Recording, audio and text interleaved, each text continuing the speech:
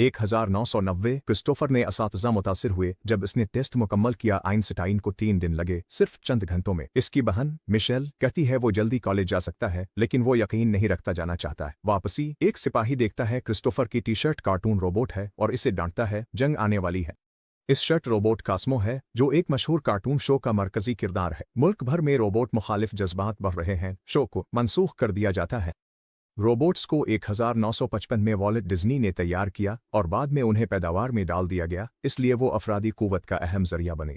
वो बगैर मसले काम करते रहे, फिर वो थक कर बगावत करते हैं।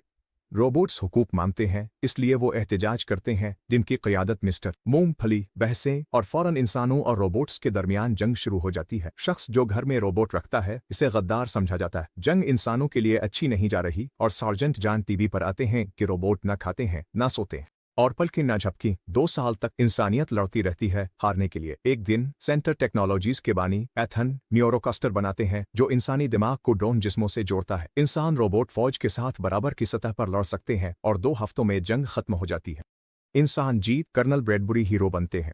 पेन क्लिंटन और एथन हथियार डालने पर दस्तखत। 6000 से ज्यादा रोबोट सहरा में इखराजी जोन में कैद। बाद एथन न्यूरोकास्टर का छोटा वर्जन जारी करते हैं, लोग इसे घर पर रख सकें।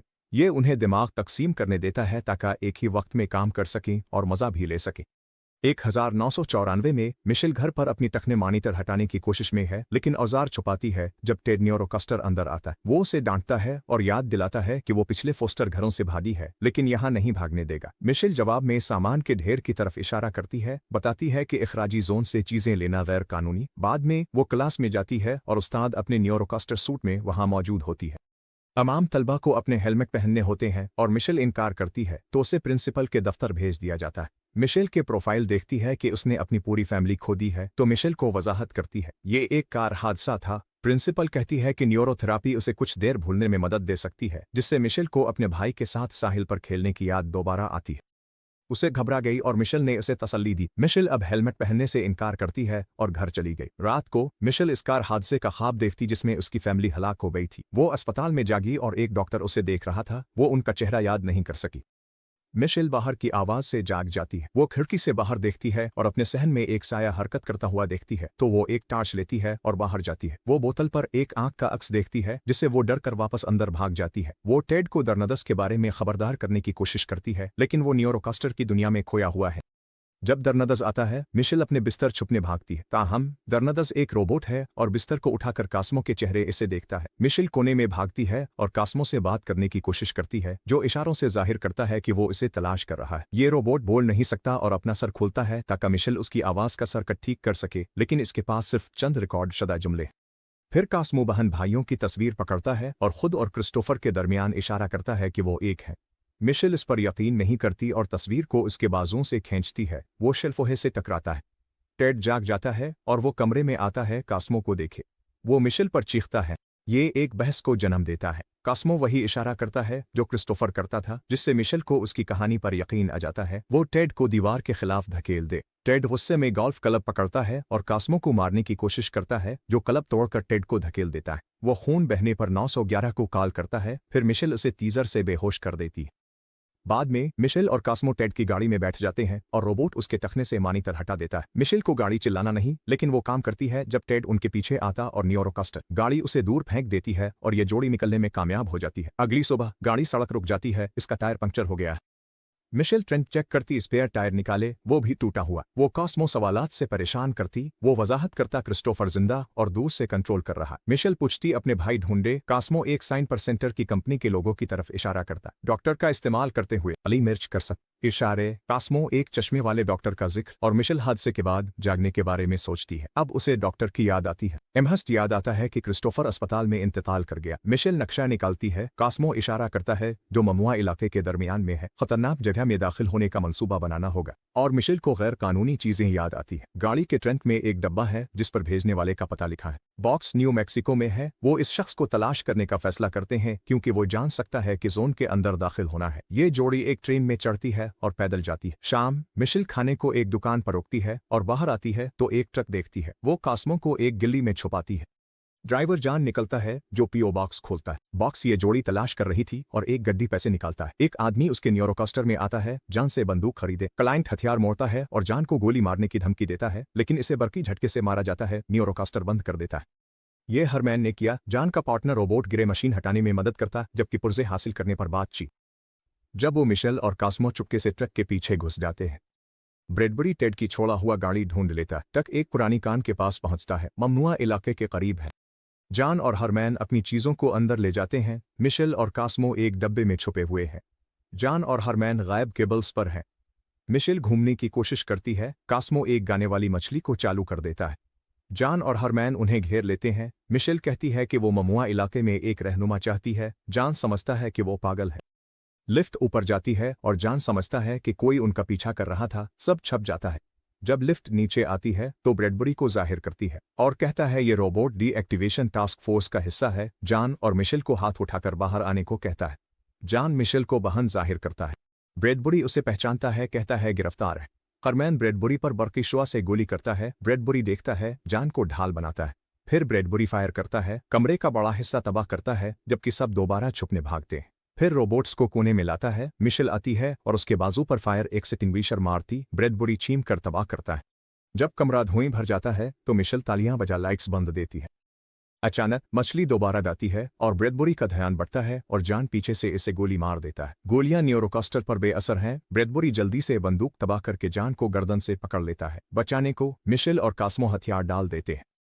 जान को फेंकने के बाद ब्रेडबरी जोड़ी की तरफ चलना शुरू करता है। कास्मो को गैर फाल करने के लिए मुंतखब किया गया है। हिरमन एक बड़ी करेन के पंजे को गिराकर ब्रेडबरी को पकड़ता है। पूरा ग्रुप एक कान कनी की गाड़ी में छलांग लगाकर भागता है। जान को सही चाबी ढूंढने में देर लगती है और ब्रेडबरी को भागने का वक्त मिलता है। वो गाड़ी को नीचे लाने के लिए गोली चलाता है, लेकिन हिरमन असलहा ले लेता और अब दोनों रोबोट इससे लड़ते हैं। मिशेल एक बलडोजर पाती और ब्रेडबरी को दीवार फंसाती, जिससे पत्थर गिरते और इसे भी दफन कर देते। कान गिर रही, इसलिए ग्रुप को बचाने के लिए बाहर निकलना पड़ता है। अपने घर को तबाह होते देख जान मायूस हैकर चीख उठता और मिशेल पर सब कुछ बर्बाद करने का इल्जाम लगाता है।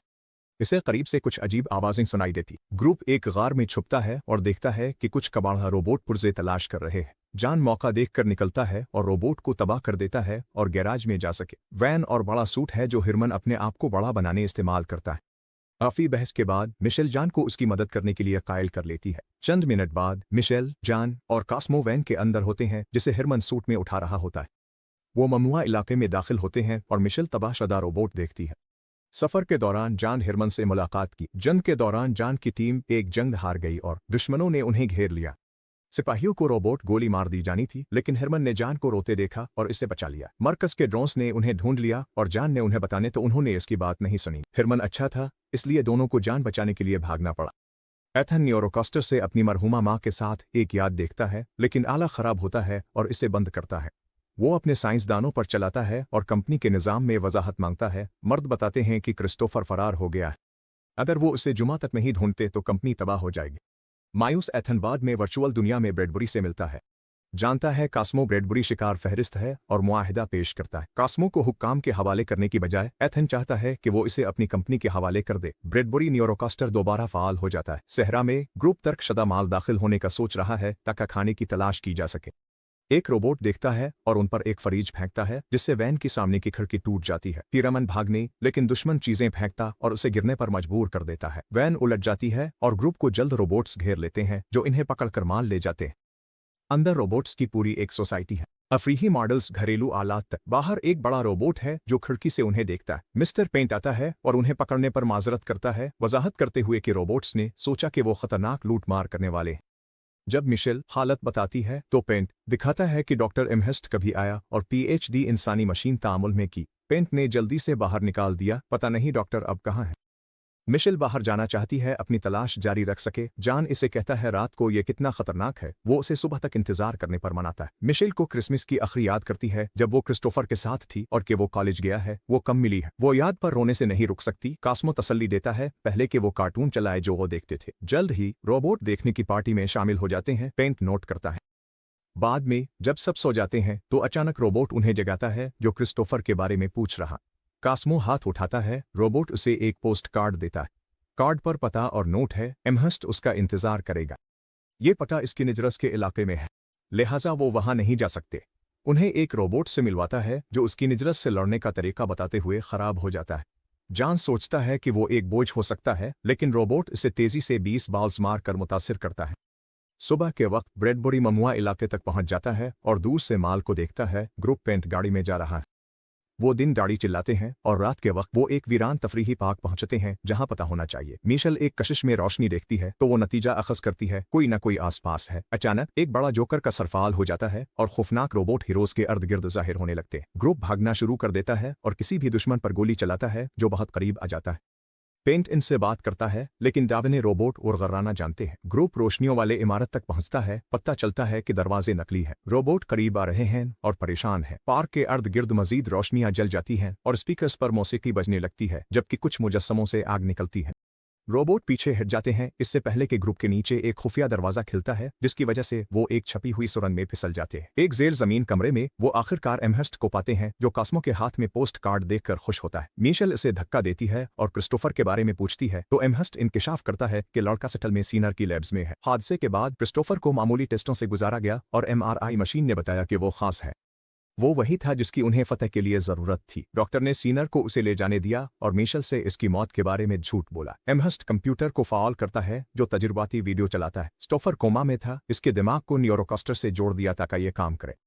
एमहर्स्ट नहीं, मगर उसका ख्याल है कि ये दुनिया को बचाने के लिए जरूरी था। अगर उन्होंने इसे न लिया होता तो क्रिस्टोफर बिस्तर पर ही मर जाता। 13 माह बाद एमहर्स्ट मुनक़ते करना चाहता, मगर एथन ने इनकार कर दिया और अगर उसने कोशिश की तो वो एमहर्स्ट को मार डालेगा। डॉक्टर ने फैसला किया जाने से पहले इसने क्रिस्टोफर बैरूनी नेटवर्क के दरमियान एक छोटा सा कनेक्शन कायम किया। उसने इसे माल का मकाम दिया वो रोबोट्स के दरमियान एक नया खानदान तलाश कर सके। मिशेल निशानदेही करती है कि क्रिस्टोफर के पास एक खानदान था और जॉन उसके लिए एमहर्स्ट को मुक्का मारता है। ब्रेडबरी बाहर आता है और दाखिले पर फायर करता है। वो नीचे जाता है और कमरा खाली पाता है। अचानक लाइट्स बंद हो जाती हैं। पेंट ब्रेडबरी को पीछे से पकड़कर एक इलेक्ट्रिकल गड के खिलाफ मार देता है। ब्रेडबरी का न्यूरोकॉस्टर इलेक्ट्रिक शॉक में आता है और वो अपनी बंदूक गिरा देता है। पेंट को धकेल कर संभल जाता है। एक लड़ाई शुरू हो जाती है जब पेंट अपनी छड़ी के अंदर छपी हुई तलवार जाहिर करता है। ब्रेडबरी ताकतवर है और जेर कर लेता है। बाकी चुपके से निकलते हैं। वो एक आवाज सुनकर रुक जाते हैं। फौजी न्यूरोकॉस्टर नमोदार होते हैं और हीरोज उतरते हैं, उनसे हथियार डालने का मुतालबा करते हैं। ट्रेनिंग रोबोट्स जोर से गेंदे फेंकना शुरू कर देते हैं जो वो उनके हेलमेट तोड़ने में कामयाब हो जाते हैं। ये एथन कैमरों देख रहा होता है और वो फौजियों को हुक्म देता है कि वो कास्मो को पकड़ लें, बाकी सब को मार डाले। कास्मो एक गेंद फेंकता है, एक फौजी को फंसाए और मिशेल उसके पीछे नमोदार होती है। इस पर पेंट फायर करती है जब इसका प्रोपलर खराब हो और वो छत से टकरा जाए। जब दूसरा फौजी एमहर्स्ट को पकड़ने की कोशिश करता है, एमहर्स्ट से गिराकर जोड़ी को बाहर निकलने का रास्ता बताता है। जॉन और रोबोट्स स्क्वाड से लड़ते हैं, फौरी हथियारों से शिकस्त देते हैं। ब्रेडबरी पेंट उतार कर कहता है मुआहिदा तोड़ दिया, इसलिए इसके खानदान के साथ जो कुछ होता है वो उसकी गलती है। इसी वक्त कई फौजी माल में पहुंच जाते हैं। फिर ब्रेडबरी बाहर आता है और तफरीही जगहों पर फायरिंग शुरू कर देता है। एमहर्स्ट अपने दोस्तों को भागने के लिए कहता है, इससे पहले कि वो ब्रेडबरी को तसल्ली देने के लिए बाहर आए गोली चलाने के लिए। ब्रेडबरी किसी को मारने में हिचकिचाता है, इसलिए एथन एक नर्मसेटर पर कब्जा कर लेता है और खुद एमहर्स्ट को गोली मार देता है। जब धाती सलाख छेद देती है, ब्रेडबरी अपने अखलाकियात पर दोबारा गौर करने लगता है। मिशेल और कास्मो भागते हैं, लेकिन वो फौजियों से घेरे हैं। एक मिशेल को दबा लेता जबकि दूसरा कास्मो को उड़ जाता। ब्रेडबरी न्यूरोकॉस्टर को गोली मारता जो मिशेल को पकड़े था और इसे घर जाने कहता कि वो उड़ जाए। सुबह ग्रुप माल लूटता है और इसे खंडरात में पाता है जहां ज्यादातर रोबोट तबाह हैं। कास्मो सेंटर लैब्स जाता है क्रिस्टोफर के जिस्म से मिलने। एथन जोड़ता है, ब्रेडबरी समझता है कि उसे धोखा दिया गया। कास्मो सिर्फ रोबोट नहीं, वो नाराज है कि लड़के का शिकार करने भेजा गया। एथन याद दिलाता है बच्चे ने जंग जीतने में मदद की और कहता है नस्ल बढ़ाने को कुर्बानी जरूरी है।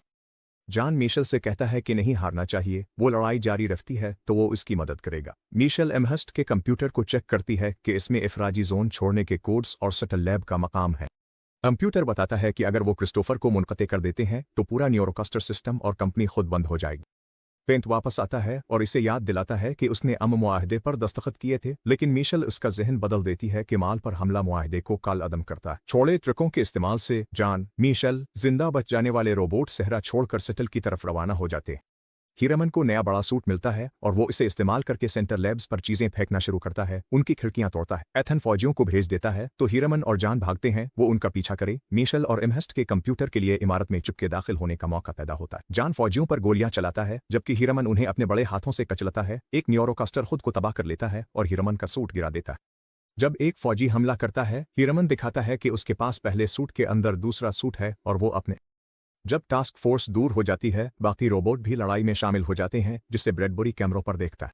एथन अपने दफ्तर जाता है ताकि एक खुफिया हेलमेट पहनकर एक खास न्यूरोकास्टर कंट्रोल करे और लड़ाई में शामिल हो जाता है, ज्यादा रोबोट्स गिरा देता है। मरकजी लैब में एमहस्ट का कंप्यूटर पागल रोबोट बनकर साइंसदानों को डरा सके। मिशेल तस्दीक करती है कि इसका भाई जिंदा है, बात करने को इसे एक न्यूरोकास्टर की जरूरत होगी।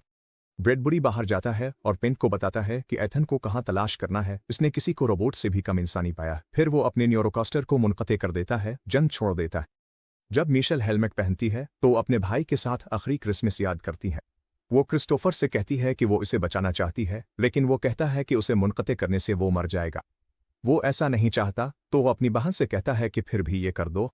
एथन हिरमन का आखिरी सूट तबाह कर देता है।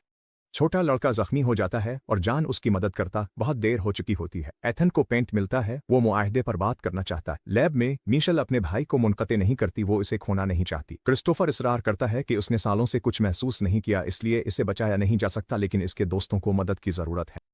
आंसुओं के बाद मिशेल क्रिस्टोफर को अलविदा कहती है और हकीकी दुनिया में वापस उसे मुनक़ते कर देती है। तमाम न्यूरोकास्टर बंद हो जाते हैं और रोबोट फतह का जश्न मनाते हैं। जॉन हिरमन के बारे में उदास है, जिसका सर खिलता है और अंदर एक छोटा रोबोट जाहिर होता है। अफरा तफरी होती है, कंप्यूटर बंद हो जाते हैं। खबरें इंसानी बच्चे पर तजुर्बात कोर करती हैं और एथन को गिरफ्तार कर लिया जाता है। लोग मुतालबा करते हैं कि ममनुआ जोन खत्म किया जाए। सहरा में जॉन और रोबोट मिशेल वीडियो बनाते हैं, जिसमें वो लोगों से कहती है कि वो अपने हेलमेट पीछे छोड़ दें और दोबारा दुनिया का लुत्फ उठाएं। तब कास्मो को कचरे में फेंक दिया जाता है, लेकिन इसका सर हरकत करता है।